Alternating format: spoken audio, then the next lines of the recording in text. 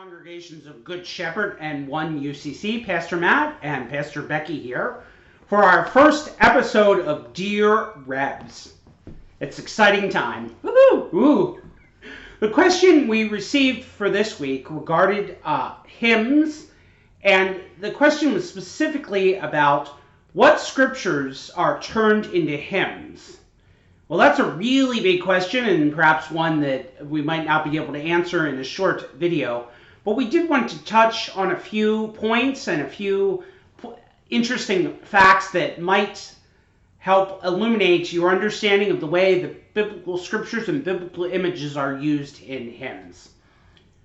First of all, the original hymn book of the Christian church was the Book of Psalms. And there are a lot of old psalters out there for which the church traditionally used to sing hymns during the church year.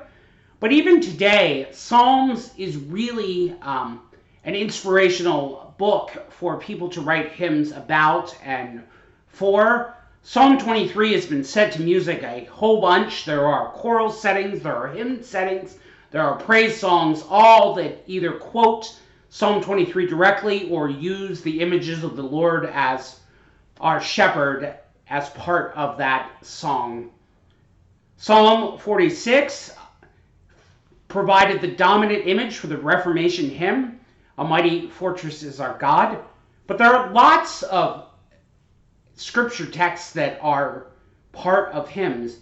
Becky, what is the most referenced scriptural passage in our New Century Hymnal that we use? So we got to wondering about this, and we looked it up. And if you look in the index, it's Galatians 6:14, which is a verse about the cross of Jesus. But that's a bit of an inflated number, I think. It has 9 references, but it counts the same hymn twice with 2 different musical settings multiple times. So I think that's a bit of a false number there. So for the second place would be John 8:12, which is Jesus saying, "I am the light of the world." But again, that's also a weird number because the New Century Hymnal lists the last reference of a musical piece with that verse as number 1001. And there is no 1001 in the New Century Hymnal. In fact, there aren't even 1,000 pages. So I have no idea what that's about. If anybody out there understands why there's a 1001 in the New Century Hymnal, please tell us. So if you exclude that 1001, we're down to 7 references for John 8:12, which is tied with Luke 2:8 through 14, which also has 7 references, and unsurprisingly, that's part of the Christmas story. If you look at all of Luke 2, the part about Jesus being born has the most hymn references at 33 in the New Century Hymnal. Unsurprisingly, the Christmas hymns are really drawn from Scripture and quote Scripture a lot. Also on the other spectrum, the hymns involving the cross are also drawn from Scripture a lot and very popular references. If you look at Luke, it seems like everybody in the first part of Luke's Gospel is breaking into song all the time. Luke 1, Luke 2, they're always singing. And so Mary's Magnificat from Luke 1 is also a popular reference in the scriptural index. You find a lot of songs drawn from that. Simeon's song, there are a ton. Luke 1 and 2 read like a musical, and unsurprisingly, it's reflected in the hymnal. One beautiful thing I love about music is that you can take it with you anywhere, and music that's drawn directly from Scripture is a really easy way to remember Scripture passages that you can take with you anywhere. For example, when Psalm 23 is set to music, that's so much easier than sitting down and memorizing Psalm 23. How Firm a Foundation quotes parts of Isaiah 43. It's a pretty faithful paraphrase at the beginning of that chapter, which is a lot easier to remember the words to How Firm a Foundation than it is to sit down and memorize Isaiah 43.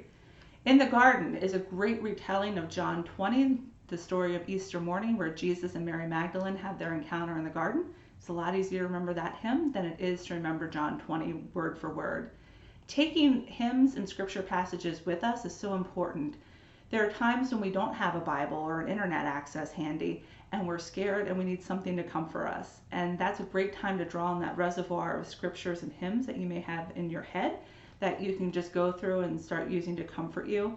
I remember one time being on a roller coaster at Cedar Point. It was the world's largest roller coaster at the time, and I don't like roller coasters. And we were going up a 330-foot drop, and I was terrified. I was saying every scripture passage and hymn and statement of faith I had memorized to keep me calm. So it's a great way to be able to take those things with you. So tonight at 7 o'clock, we hope to see you on Zoom. And we will talk more about hymns and scripture passages. So if you have a favorite hymn, be thinking of it between now and then, or even if it's a praise song, and think about maybe what pieces of scripture it uses in its words. The information for finding the Zoom link tonight was emailed out to 1UCC today. It's also on our Facebook page. And it's in Good Shepherd's Wednesday email. You should find that information. Or you can contact one of us directly to get the Zoom information if you didn't find it in either the email or the Facebook page. And most of all, keep sending us questions. We want to keep doing this at least for the next few weeks.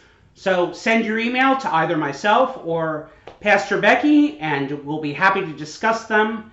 And maybe your question will be on the next episode of Dear Revs. Goodbye and God bless. Take care. Be well, friends. Amen.